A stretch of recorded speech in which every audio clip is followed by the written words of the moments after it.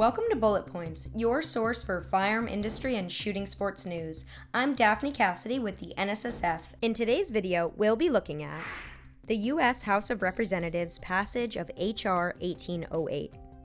Firearm industry CEOs stand strong for rights. A.G. Knudsen sues Biden administration over final rule. And August is National Shooting Sports Month. Let's get started. NSSF condemned the U.S. House of Representatives' passage of H.R. 1808, the assault weapons ban of 2022. The legislation ignores the constitutional right upheld by the U.S. Supreme Court for law-abiding Americans to keep and bear arms that are in common use. The bill includes bans on some semi-automatic handguns and several hunting shotguns, in addition to more than 24.4 million modern sporting rifles that NSSF estimates are in circulation from 1990 to 2020. Lawrence G. Keene, NSSF Senior Vice President and General Counsel, said, "This legislation is as dangerous as it is revealing of the contempt that the House Democrats hold for the Constitution and the U.S. Supreme Court." Chairman Gerald Nadler admitted that he didn't care that the legislation was unconstitutional and defied Supreme Court precedent.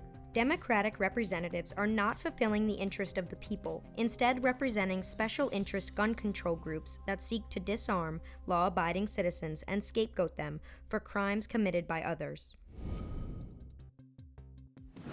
U.S. House of Representatives Oversight and Reform Committee Chairwoman Carolyn Maloney called firearm company CEOs to Capitol Hill to question them over advertising and marketing practices. The gun industry is profiting off the blood of innocent Americans, but Daniel Defense CEO Marty Daniel replied, "Murderers are responsible for these unthinkable crimes, not lawfully sold firearms." When Daniel also pointed out the difference between fully automatic, strictly regulated military firearms and the commonly owned civilian semi-automatic modern sporting rifles, Florida Democratic Rep. Demi Wasserman Schultz responded, "Okay, we're splitting hairs here."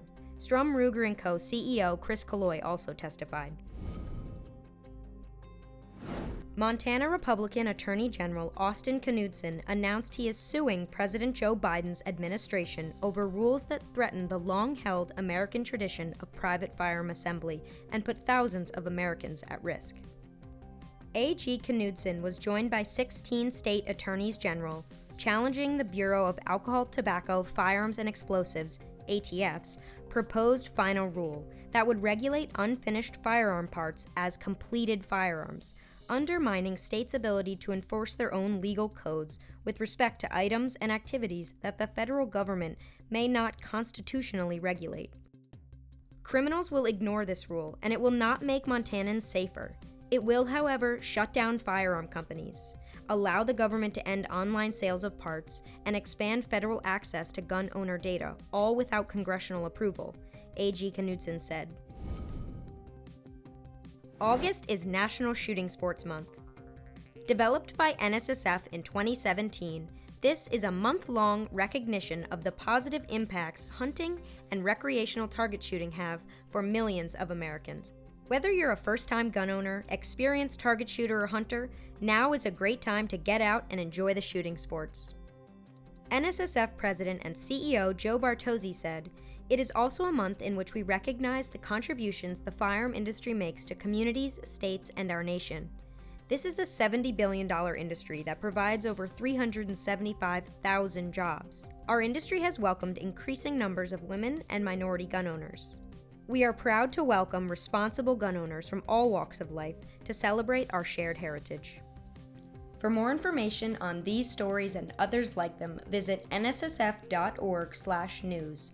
And be sure to subscribe to the NSSF YouTube channel for more firearm industry news and shooting sports tips and tricks. See you next time on Bullet Points.